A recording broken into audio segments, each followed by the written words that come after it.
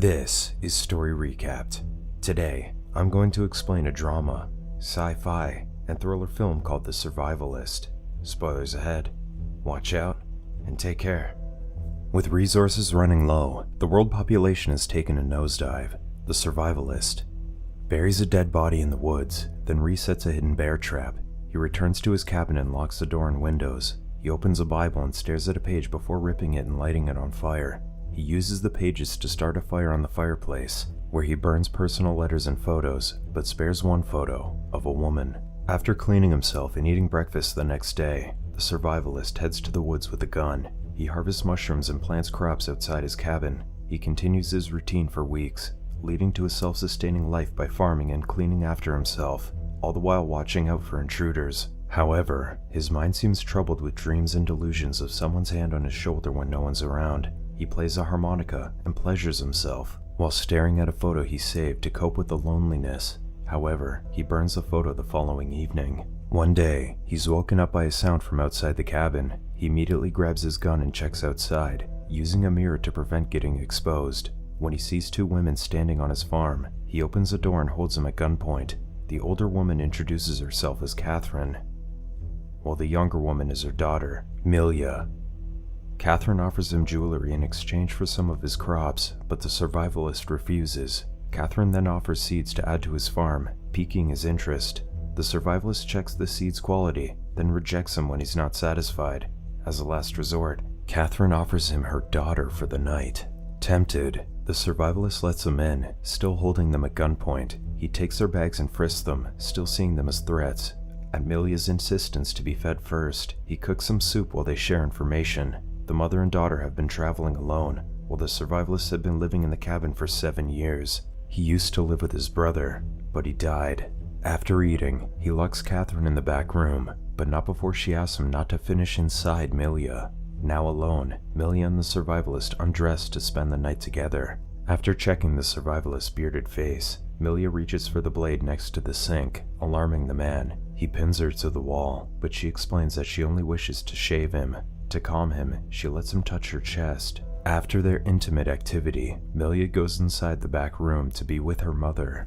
The next day, Catherine tells the survivalist that Milia likes him. She asks if he'd like to continue seeing Milia, but he chuckles at it. Catherine offers to help him manage the territory, but he rejects it since he has managed on his own so far. He tells them to leave, so they pack up. After Catherine exits, Milia stays and gently soaps the survivalist's beard. She then carefully approaches him with the blade to shave him. He aims his gun at her stomach while she shaves his beard. Convinced, the survivalist allows them to stay, using Milia for intimacy again before allowing her to sleep next to her mother. While they help him with the crops, Catherine's eyes linger at his gun when he leaves it on the ground. Milia and the survivalist hang out by the woods, allowing Catherine to search the cabin, but she only finds a family photo. While alone, Catherine and Milia plot on killing the survivalist. One evening, Milia reaches for the shotgun shells from the survivalist's pants and hides them under the pillow while in bed with him.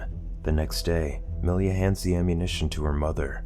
Milia walks away from the cabin to allow her mother to perform the act. Catherine prepares to hit the survivalist with a shovel to steal the gun, but he finds another man's footprint from the soil, alarming them. Milia, who'd been cleaning herself in the nearby stream, gets captured by a drifter. Enticed by the young woman, the man touches her. The survivalist and Catherine rush to the stream but only find Milia's discarded boots. The survivalist tracks him down into a clearing. He checks his pocket but finds that his shells are missing, preventing him from loading his gun. Milia and the drifter are hidden amongst the tall grass just a few feet away from the survivalist. The drifter shoots him in the stomach and drags Milia. He checks on the survivalist, aiming a knife to finish him off, but the survivalist quickly stabs him in the neck. Catherine and Milia take him back to the cabin and tend to his wound. Catherine instructs her daughter to sterilize the blade to pry the bullet and cauterize the wound before bandaging it. Once stable, the survivalist uses the drifter's gun to threaten them and lock them into the back door. On the next day, he frees them.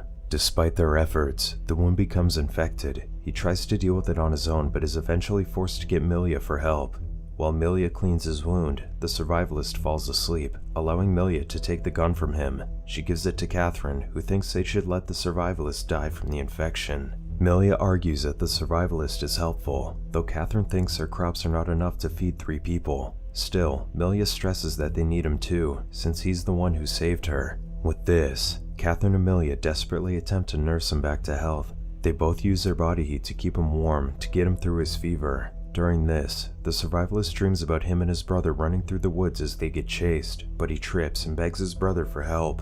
The survivalist is eventually nursed back to health. In the following weeks, the three live in somber harmony as their crops continue to grow. One day, Catherine asks how the survivalist's brother died, and he explains that his brother was careless. Catherine notices that Millia becomes more willing to spend the night with the survivalist, even initiating intimacy with him.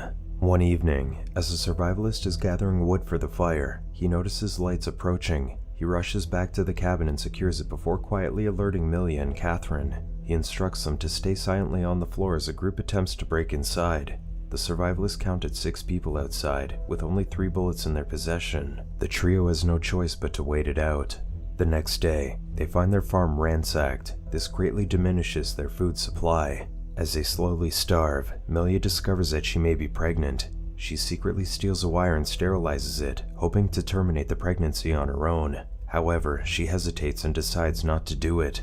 The next day, Catherine checks a trap she set with some of the remaining berries. The berries are gone, but there's no animal caught in the trap.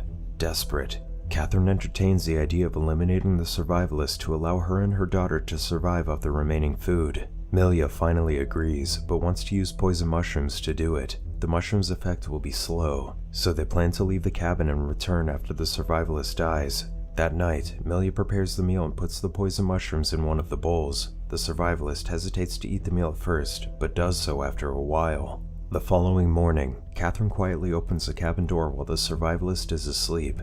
She motions for Millia to leave with her, but Millia refuses. When the survivalist wakes up, Catherine tells him that they're leaving, but Millia still refuses to go with her. Suddenly, Catherine vomits in the sink. Millia admits to poisoning her mother instead of the survivalist. Accepting her daughter's decision, Catherine goes to the woods with the survivalist. The survivalist loads his gun to give her a quick death, but Catherine refuses to waste the ammunition. Instead, she tells him to use his knife to cut her wrist after she's finished with her cigarette. While she smokes, she imagines him digging her grave and dragging her lifeless body into it. The survivalist allows her to die in his arms before burying her. On his way back to the cabin, he hears the bear trap trigger. He finds 2 rabbits caught in his traps and brings them back. While preparing the rabbits, the survivalist tells Millia how he and his brother used to quietly raid camps. One night, however, his brother couldn't help himself upon seeing a girl. While taking advantage of her, the girl screamed, alerting the camp. They ran to the woods, but he tripped. When his brother came to help him,